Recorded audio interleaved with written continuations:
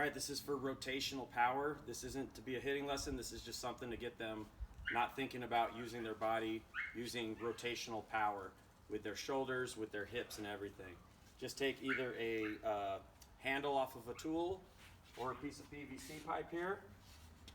About 6 feet in long is about fine. 5 feet would be fine. Put it across your shoulders or your arms. Cross your arms across. Get into your hitting position and just try to hit wiffle balls off the tee with the stick. Okay.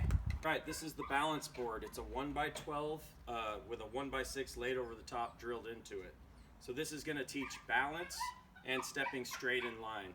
So what you're going to do, have your player hop on the balls of their feet on the thinner board on top, get into their swing, go through it, and they should finish on balance. They shouldn't be falling off the board like I just did. So you want to have them practice this. 1, it teaches them to step straight. 2, they hold balance at the end, and they're ready to run. If they're falling over like I did, or they're stepping off the board, falling back, they're losing balance. We need to have them do repetitions. This helps them step straight, pivot, stay on balance. All right, this is balance board B side now. Just take the same board, flip it over, and this is going to be more when you're on flat ground. You have your student get up ready, find balance on the top. If their toes are too forward, they're going to feel the balance is off this way. If they're too far back, it's going to teeter back. So they need to kind of see center. They're lined up, step straight, and balance. And they should fall into perfect balance here if they're on the balls of their feet and they're not leaning one way or the other. If they're stepping off with their foot, their board's going to tilt back.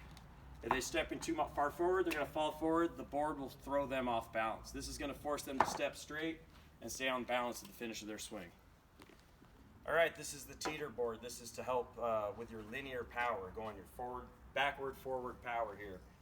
My blocks are set up on the board. They're 2x4s, which is a little bit thicker, so it's going to be better when you're on a grass field.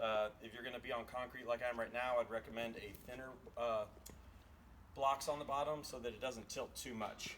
But this will be exaggerated, but go ahead and have your student get up on the board and find balance on the board to where you're even. It should be pretty easy. But you get balance and you want to shift back. So they're in here, but they shouldn't be falling off the board. But they just get the hips, just light enough power to get it back, stride forward, and pivot. So this is teaching them they got to get back, but they also have to come forward. So when they're up there, they should start on balance, shift back, stride forward. So in grass, it won't turn on you, but if you're on solid concrete, you may want to put some kind of grips on the bottom so it doesn't spin on you. Again, just want to work on them going just far enough back to get it to come back. Stride, shift, and come forward. Linear power.